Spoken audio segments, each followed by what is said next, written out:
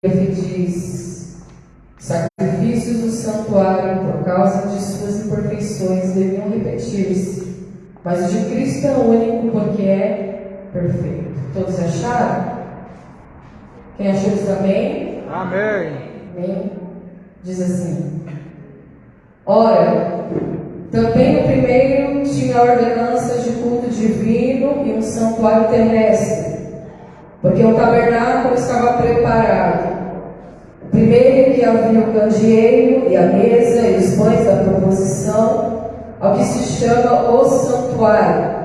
Mas depois do segundo véu estava o tabernáculo, que se chama o Santo dos Santos, que tinha incensário de ouro e a arca do concerto, coberta de ouro toda em redor, em que estava um vaso de ouro que continha o maná, e a vara de Arão que tinha florescido, e as tábuas do concerto, e sobre a arca os querubins da glória, que faziam sombra no propiciatório, das quais coisas não falaremos agora particularmente. Ora, estando essas coisas assim preparadas, a todo tempo entravam os sacerdotes no primeiro tabernáculo cumprindo os serviços. Mas, no segundo, só o sumo sacerdote, uma vez no ano, não sem sangue, que oferecia por si mesmo pelas culpas do povo, dando nisso a entender o Espírito Santo que ainda o caminho do santuário não estava descoberto, enquanto se conservava em pé o primeiro tabernáculo, que é uma alegoria para o tempo presente, em que se oferecem dons e sacrifícios que, quanto à consciência, não podem aperfeiçoar aquele que faz o serviço, consistindo somente em manjares e bebidas e várias abluções e justificações da carne, impostas até o tempo da correção. Mas, vindo Cristo, sumo sacerdote dos bens futuros, por um maior e mais perfeito tabernáculo, não feito por mãos, isto é, não desta criação, nem por sangue de bodes e bezerros, mas por seu próprio sangue, entrou uma vez no santuário, havendo efetuado uma eterna redenção. Porque, se o sangue dos touros e bodes e a cinza de uma novilha esparzida sobre os imundos os santificavam quanto à purificação da carne, quanto mais o sangue de Cristo, que pelo Espírito Eterno se ofereceu a si mesmo imaculado a Deus, purificará a vossa consciência das obras mortas, para servirdes ao Deus vivo. E por isso é mediador de um novo testamento, para que, intervindo a morte para a remissão das transgressões que havia debaixo do primeiro testamento, os chamados recebam a promessa da herança eterna. Porque onde há testamento, necessário é que intervenha a morte do testador. Porque um testamento tem força onde houve morte, ou terá ele algum valor enquanto o testador vive? Pelo que também o primeiro não foi consagrado sem sangue, porque havendo Moisés anunciado a todo o povo todos os mandamentos segundo a lei, tomou o sangue dos bezerros e dos bodes com água, lã purpúrea e isopo, e aspergiu tanto o mesmo livro como todo o povo, dizendo: este é o sangue do testamento que Deus nos tem mandado. E semelhantemente aspergiu com sangue o tabernáculo e todos os vasos do ministério. E quase todas as coisas segundo a lei se purificam com sangue, e sem derramamento de sangue não há remissão. Glória a Deus. Até aqui, amém, igreja? Aleluia. Louvado seja o nome do Senhor Jesus. Hoje é noite de Santa Ceia. E a Bíblia nos ordena a celebrar o culto de Santa Ceia e trazer à memória o sacrifício de Jesus na cruz. E o escritor aos Hebreus, ele vai nos dizer que no Antigo Testamento, na antiga forma de adoração, não era dessa maneira. Hoje nós estamos vivendo o Novo Testamento e estamos debaixo da dispensação da graça do Senhor. Mas o Antigo Testamento não era assim que funcionava. para que Deus pudesse se relacionar com o homem, era necessário que o homem se consagrasse, se santificasse. Era necessário que o homem usasse uma roupa sacerdotal. Era necessário que o homem, como nós, de carne e osso, doasse toda a sua vida e entregasse toda a sua vida para o sacerdócio. Este homem ele era completamente consagrado ao Senhor, e ele levava na sua face, na sua testa, na sua fronte, o nome santidade ao Senhor. E quando esse homem de carne e osso, como nós, ele era aprovado por Deus e ele entrava no tabernáculo, no lugar chamado Santo dos Santos, Deus recebia aquele sacrifício. E não existe sacrifício sem sangue. Não existia e não existe até o dia de hoje, apesar que Jesus de uma vez por todas morreu por nós, e nós não fazemos mais sacrifício de sangue, mas nós montamos uma mesa simbolizando e trazendo à memória todos os meses o sacrifício de Jesus na cruz. Então nós simbolizamos este momento. No Antigo Testamento era diferente. Todos os anos era necessário que o sacerdote ele se consagrasse, ele pegasse um animal e entrasse dentro do tabernáculo para oferecer aquele animal, aquele sangue em sacrifício ao Senhor para a remissão dos pecados. Então aquele sangue ele era aspergido sobre a mesa da propiciação, sobre a arca da aliança, sobre aqueles objetos que estavam dentro daquele tabernáculo. Aquele sangue ele era aspergido sobre aqueles objetos, e quando Deus ele aprovava o sacrifício, ele mandava um sinal. E que sinal que era esse? Como que as pessoas, o povo sabia que Deus havia aceitado o sacrifício do sacerdote? A Bíblia diz que a roupa do sacerdote, na barra da sua saia, existiam sininhos de prata. Então eles sabiam que o Deus havia aceito o sacrifício, havia sido aprovado, quando eles ouviram o sacerdote voltando para fora do tabernáculo, saindo do lugar santíssimo, que era aquela cortina que ficava por trás do tabernáculo, onde somente o sumo sacerdote entrava. Então eles saíram de dentro daquela cortina, de trás daquela cortina, e o barulho do sino apontava para o povo de Israel que os pecados que eles cometeram naquele ano, eles foram perdoados, porque o sacrifício daquele animal, o sangue que foi derramado, que representa a vida, aleluia, Deus havia recebido. Então os pecados que eles haviam cometido naquele ano letivo, Deus já havia apagado, já havia perdoado, já havia sido encoberto pelo sangue do bode, pelo sangue do touro, pelo sangue dos bezerros, pelo sangue dos primogênitos daqueles animais.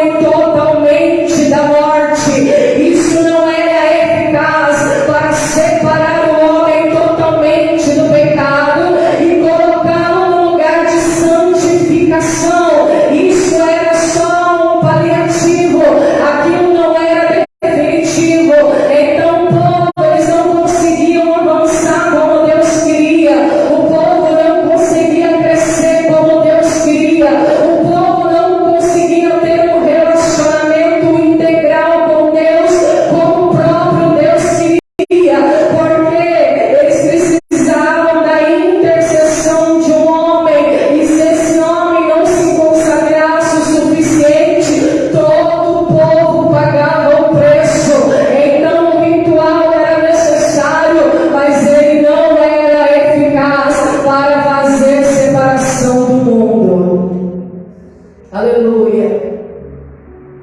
Eles viviam nesse ritual, e por conta dessa santificação, alguns alimentos eram proibidos, e por conta dessa santificação, eles não podiam tocar em mortos, e por conta dessa santificação, eles não podiam ter contato com pessoas infectadas com lepra, e por conta dessa santificação, a casa onde eles moravam não podia ter bolor, não podia ter mofo, não podia ter água dentro daquela casa. Se você olhar o livro de Levítico, você vai ver que no livro de Levítico há separação para tudo. Até as mulheres, quando estavam no seu período de regra, elas não podiam ter contato com o restante da sociedade por conta dessa purificação, porque tudo que envolve sangue, igreja, envolve a vida. Tudo que envolve sangue envolve DNA. Tudo que envolve sangue envolve carga genética. Tudo que envolve sangue aponta para a nossa descendência. Tudo que envolve sangue aponta para a nossa verdade, aponta para a nossa herança. Então Deus, ele tinha muito cuidado em relação à separação e à santificação. É por isso que existe o livro de Levítico. O livro de Levítico existe para que nós venhamos consultar a bula da santidade.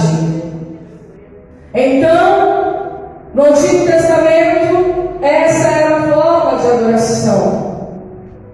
Eles pegavam, se algum israelita porventura tocasse num animal morto, ou uma pessoa morta, se porventura acontecesse essa fatalidade, eles tinham que ir atrás de uma ovelha rara, uma ovelha ruiva, e é muito raro encontrar.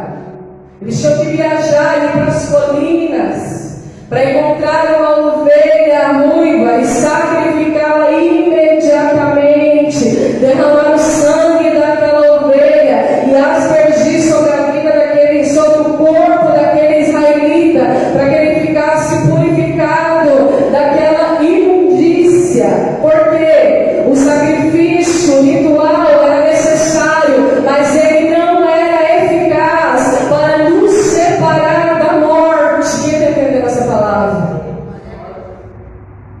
E a Bíblia diz que nós vemos aqui, mas vindo Cristo. Aleluia. Você pode dar glória a Deus por Cristo? Mas vindo Cristo, igreja.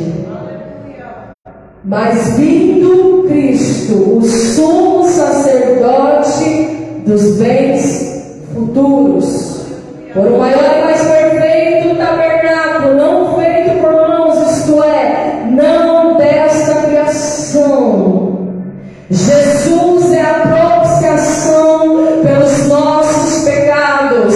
Jesus é a tampa da arca da aliança, aquilo que cobria os pecados, para que Deus não pudesse ali compactuar com o pecado do povo. Jesus, ele é esse tabernáculo, agora não feito por mãos humanas, ou seja, não desta criação, não desta terra, mas um tabernáculo que desceu do céu. Aleluia.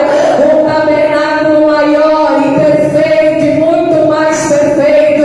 E a Bíblia diz que agora não é por sangue de bode nem de bezerro, mas por seu próprio sangue. Jesus entra uma vez no santuário, havendo efetuado uma eterna redenção.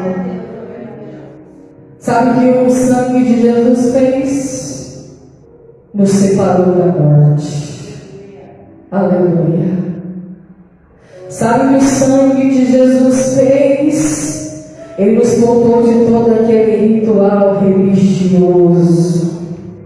Sabe o que o sangue de Jesus fez? Ele nos igualou, aleluia. Ele rasgou o véu do tabernáculo, e agora todos nós, sendo gentil, judeu, grego, cita, bárbaro, todas as nações, tribos, todas as línguas, todos os povos agora pode adentrar a presença de Deus, porque o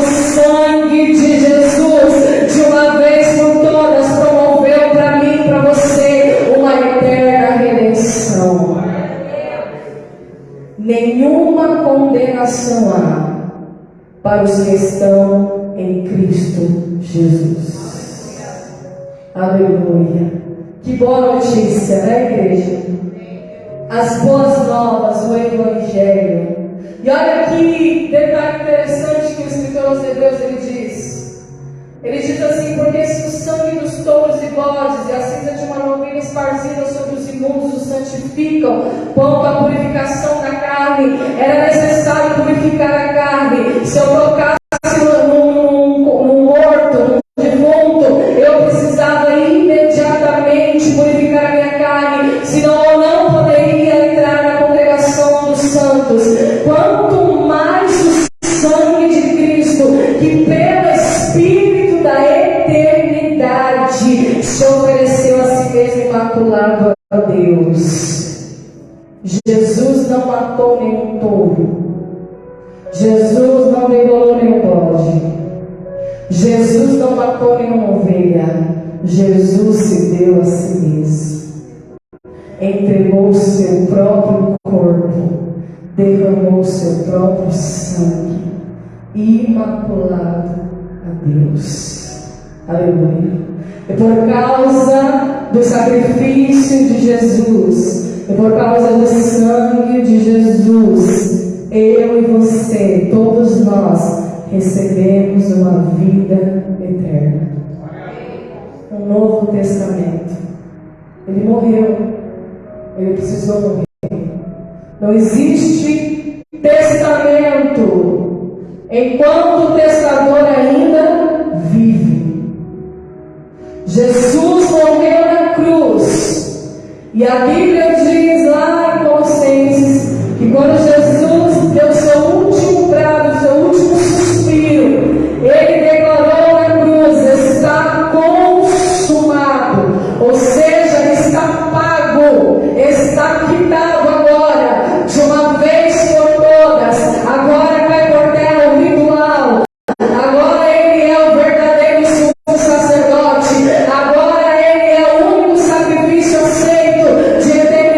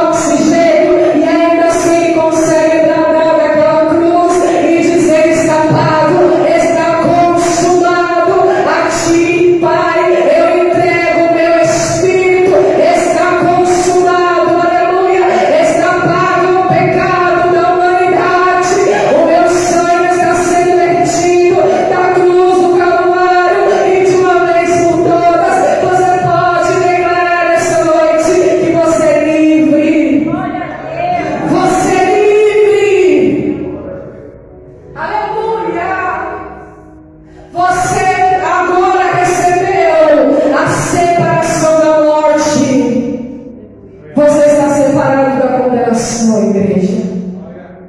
A Bíblia diz que todos nós fomos destituídos da glória de Deus.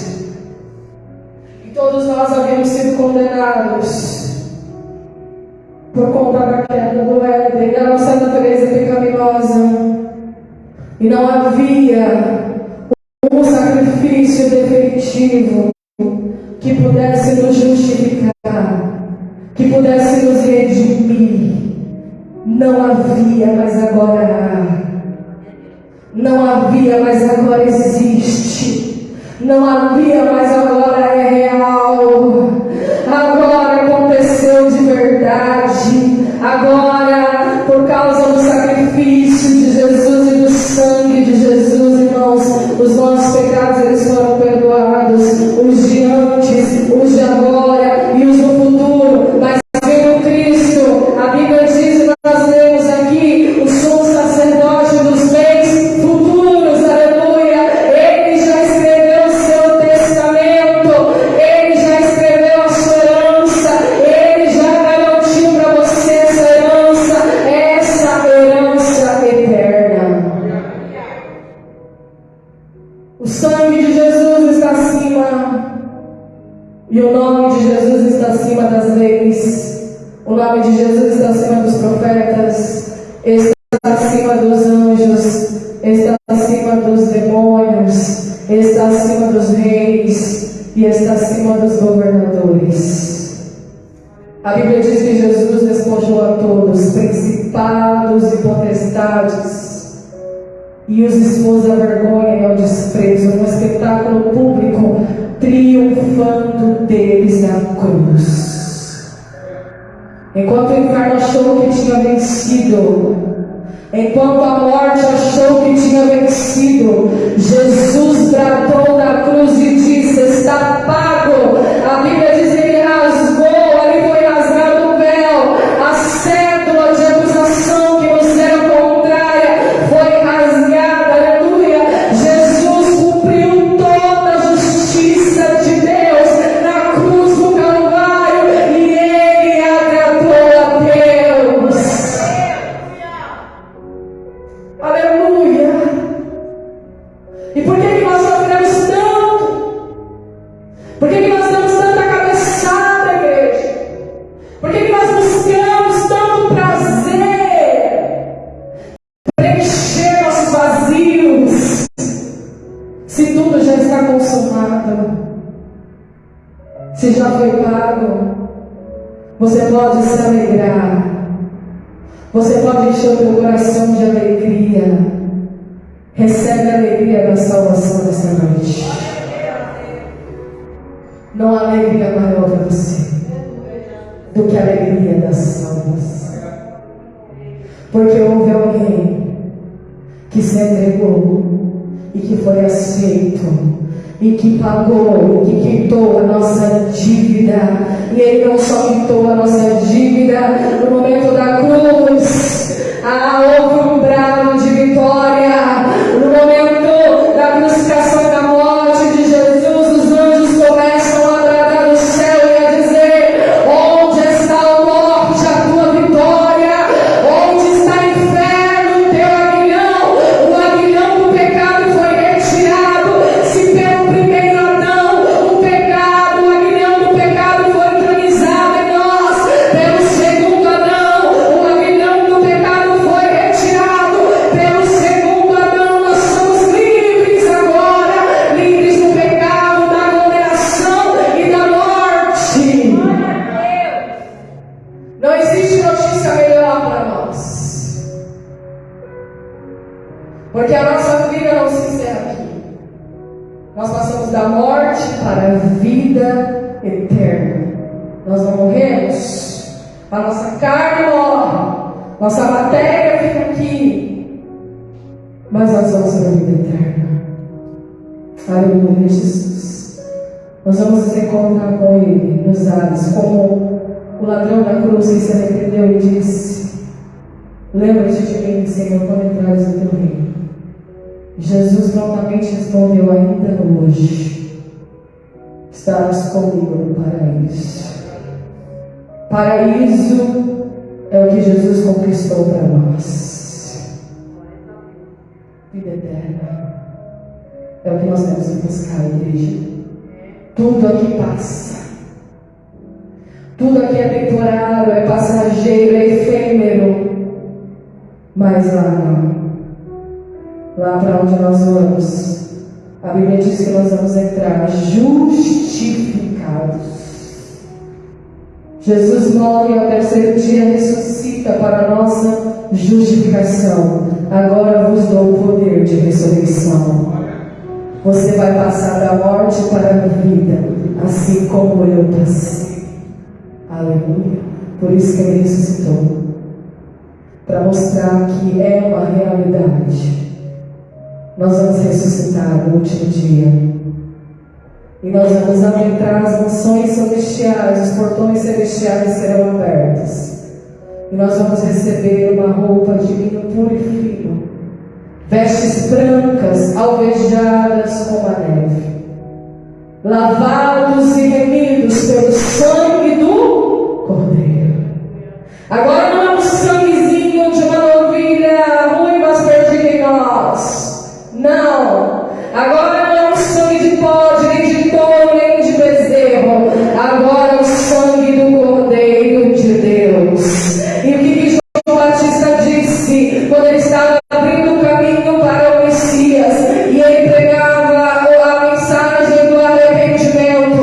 Quando João Batista estava batizando aqueles homens nas águas do arrependimento e ele avista Jesus, ele declara: eis o Cordeiro de Deus que tira o pecado do mundo. Esse sim é o Cordeiro de Deus.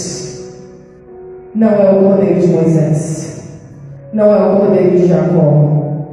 Não é o Cordeiro de Eliabe, de Eleazar. Não é o Cordeiro de nenhum desses homens que sacrificavam para obter privilégios de Deus. Não. João Batista tinha visão. E ele disse: esse é o Cordeiro de Deus que tira o pecado do mundo. Pecado do mundo. Então Jesus veio para tirar o nosso pecado, para nos separar da morte, para nos separar da condenação. Por isso ele é digno de ser honrado nesse dia. Ele é digno de ser entronizado em nós através do pão e do suco de uva. Ele é digno, aleluia, de ser celebrado nessa noite. Esse é o culto mais importante da nossa vida. Jesus disse: fazei em memória de mim. Todas as vezes que quisermos fazer em memória de mim. Este pão é o meu corpo, que foi moído no Calvário. Este pão é o meu corpo, que foi dilacerado na cruz, e ele será repartido por vós. E este cálice é o cálice do Novo Testamento, da Nova Aliança. Todo ritual caiu por terra. Aleluia. Toda ineficácia caiu por terra. Esse é o cálice da Nova Aliança, que representa o meu sangue. Aleluia. E a Bíblia diz que aquele que não come da minha carne e não bebe do meu sangue não tem parte comigo. Porém, aquele que de mim se alimenta, por mim também viverá. Se coloca de pé. Vou fazer uma oração e já vou entregar para a gente cear. Amém? Você pode celebrar Jesus essa noite? Você pode alegrar o teu coração e declarar: Jesus, o Senhor é a minha celebração, o Senhor é a minha festa, o Senhor é a minha alegria.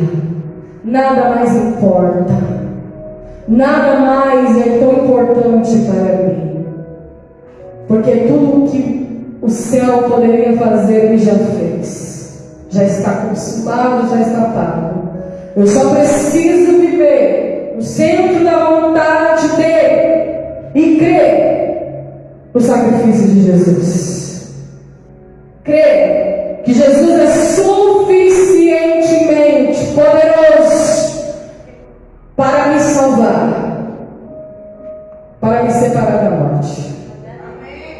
Ele é suficiente para você?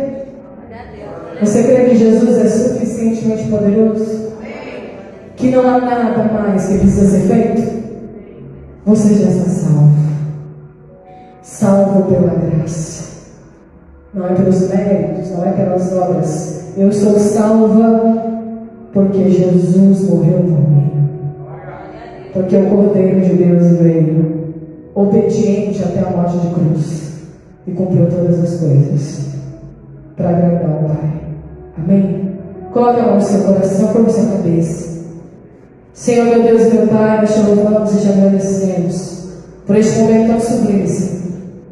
Quantas igrejas hoje, Senhor, estão abrindo mão deste momento? Mas nós estamos aqui ainda, como remanescentes do Senhor, meu Pai, promovendo a cruz do Calvário, o verdadeiro Evangelho, Senhor. Que ele venha ser penetrado em nossos corações. Faz, Senhor, aquilo que lhe apraz, aquilo que lhe dá prazer sobre nós. Manifesta, Senhor, em nós a consciência deste sacrifício tão perfeito e tão definitivo por nós. Desperta a nossa consciência, Pai, para que nós não sejamos sabotados pelas mentiras de Satanás, Deus. Em nome de Jesus, meu Pai, que a Tua verdade que nos liberta venha ser, Deus, este caminho, este guia. Tu és o caminho, a verdade e a vida. Nós sabemos que o Senhor é o único mediador. Ninguém vai ao Pai se não passar por Ti. Senhor, nós te agradecemos pelo Teu sacrifício de cruz, pela Sua morte tão dolorosa, Senhor. Nós te agradecemos, ó Deus, pelo Teu amor, pela Tua fidelidade, pela Tua paixão por nós, Senhor. Nós te honramos nessa noite. Só Tu és digno de toda honra, de toda glória e de todo louvor. Amém? Aplauda o Senhor em Jesus. Vem para frente aí. Toda a sua vida. Em 1 Coríntios 11, verso 3. Vamos ler. Vamos falar assim, amém? Para que nós possamos falar com essa semana que ele vai. Amém? 1 Coríntios 11, 23 diz assim: porque eu recebi do Senhor, que também vós ensinei, que o Senhor Jesus, a noite que foi traído, tomou o pão, e tendo dado graça, partiu e disse: tomai e comei isto, é o meu corpo, que é partido por vós, fazei isto em memória de mim.